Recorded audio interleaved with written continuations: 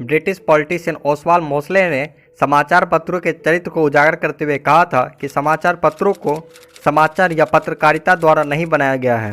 वे मुफ्त उपहार योजनाओं में व्यक्त पैसों के वजन से बने हैं। वे कई लोगों के हितों की सेवा नहीं करते, लेकिन कुछ के निहित स्वार्थ को पूरा करते हैं। नमस्कार दोस्तों, मेरा नाम है आदित्य और आप देख रहे हैं बकौत बुद्धिजीवी।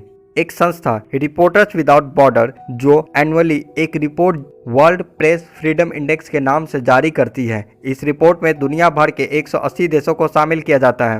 वर्ल्ड प्रेस फ्रीडम इंडेक्स 2020 में भारत को 180 देशों में 142वां स्थान दिया गया है। वहीं पहला स्थान नॉर्वे को, दूसरा फिनलैंड, तीसरा डेनमार्क, चौथा स्वीडन, पांचवा नीदरलैंड को दिया गया है, जबकि 35वां स्थान यूनाइटेड किंगडम, 45वां यूएसए, 62 पोलैंड और 80 हांगकांग को दिया गया है।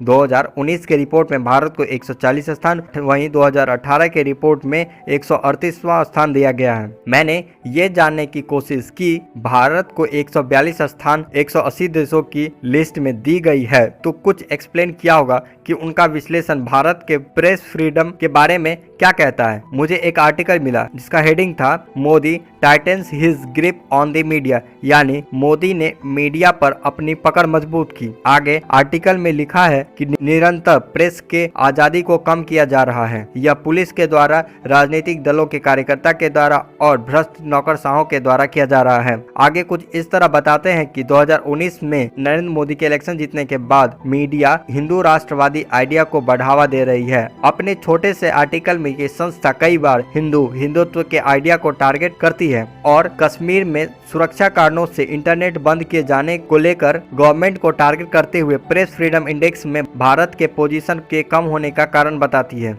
मुझे कुछ रिसर्च करने पर पता चला कि काफी लोग इस रिपोर्ट की क्रेडिबिलिटी अर्थात विश्वसनीयता पर प्रश्न उठा चुके हैं। मुझे लगा कि हमें ये जानना चाहिए कि ये संस्था भारत और भारत के पत्रकारों के बारे में क्या सोचती है। ये दुनिया भर में भारत के छवि को किस प्रकार रखती है। इस रिपोर्ट एनालिसिस के बाद मैंने 2019 के रिपोर्ट को देखा, जब भारत को 180 देशों में 140वां स्थान दिया गया था। मैंने 2019 के रिपोर्ट के एनालिसिस को पढ़ने की कोशिश की, तब मुझे 2020 के रिपोर्ट में जो पढ़ा था सेम टू सेम वही पढ़ने को मिला।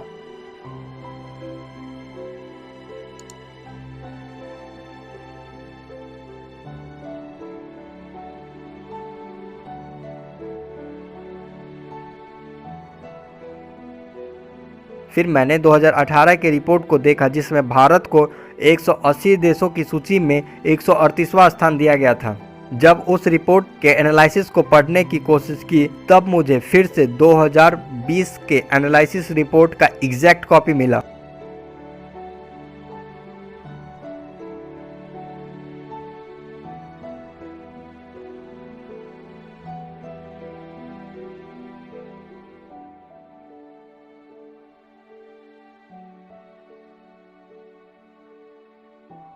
फिर मैंने इसे कोई टेक्निकल एरर समझकर छोड़ दिया और फिर मुझे इस वेबसाइट पर एक आर्टिकल दिखा जिसका टाइटल था Kashmiri photographer unfairly accused of glorifying anti national activities.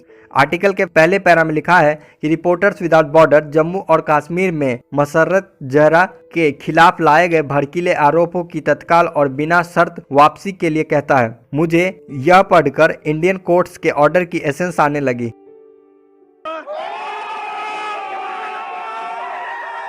जबकि ये नॉन गवर्नमेंटल ऑर्गेनाइजेशन है। मसर्रत जहरा पर यूएपीए की धारा लगाई गई है। पिनल कोड की सेक्शन 505 लगाई गई है। ये धारा उन लोगों पर लगाई जाती है जो राज्य के खिलाफ या सार्वजनिक शांति के खिलाफ अपराध के लिए उकसाते हैं। उसी आर्टिकल में हमें पता चलता है कि ये freelance photo journalist Washington Post, Al Jazeera, the Caravan, the British tabloid the Sun, So Foot, Turkish broadcaster TRT आदि के लिए काम कर चुकी है। यह हमें बिल्कुल पता है कि ये सारी मीडिया संस्थानें गैर वामपंथी विचारों का कितना सम्मान करती हैं।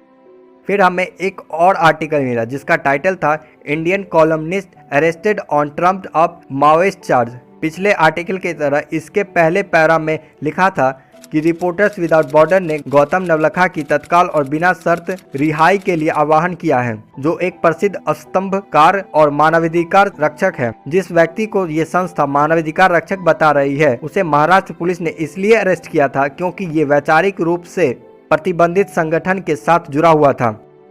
अब हमें ये समझने में कोई परेशानी नहीं है ये संस्था रिपोर्टर्स विदाउट बॉर्डर की रिपोर्ट कितनी क्रेडिबल हो सकती है।